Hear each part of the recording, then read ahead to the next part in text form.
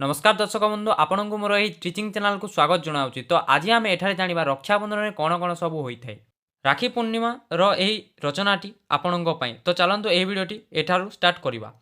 उपक्रम देखा आम ओडिशा रे 12 मासरे 13 पर्व पालित हुए। एथिमध्यरु रक्षाबंधन बा राखी पूर्णिमा एक पवित्र पर्व अटे।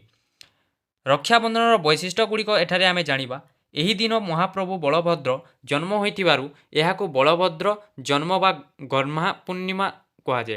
प्रतिवर्ष श्रावण मास पूर्णिमा तिथि एही पर्व पालन करा जाउथिबारु एहाकु श्रावण पूर्णिमा मध्य कहुए। एही उत्सवटी अति आनंद उल्लास सहकारे पालन करा जाए।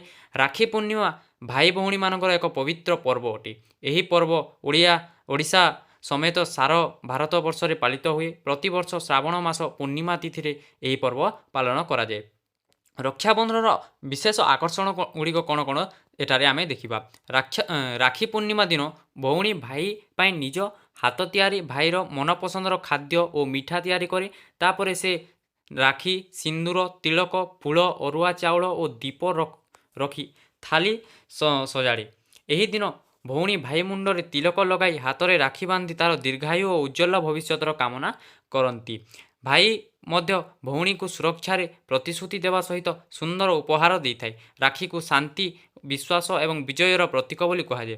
ओडिशार पुरपल्लीर गाई गोरु गाई मानू पूजा करा सह सेमानक मुंडे राखी बंधा जाए। घरे घरे पिठापणा आसर जमे। महाभारत रे मध्य राखीर उदाहरण रही। कृष्णक आंगुली रे क्षत देखी द्रौपदी निज शाढ़ी रे कानी चिरी तांको आंगुली रे बांधी देतिले। श्रीकृष्ण यार ऋण परिशोध करने जाई द्रौपदी वस्त्र हरण समय कोटी वस्त्र दे द्रौपदी लज्जा निवारण करथिले। तो शेष कथार आम देखा उपसंहार जेनटा कहसा आम जीवन नानादी दुख और जंत्रणा रे भरपूर। से सबको सामूहिक भाव भूली जावाई आम विभिन्न उत्सव पालन करिथाउ। एही क्रम रक्षाबंधन उत्सव एक पवित्र उत्सव। यह आम भारतीय संस्कृति परंपरा और सभ्यतार अमूल्य प्रतीक अटे। भिडियोटी जदि भल लगी तो लाइक करी चैनल टी को सब्सक्राइब कर दियंतु।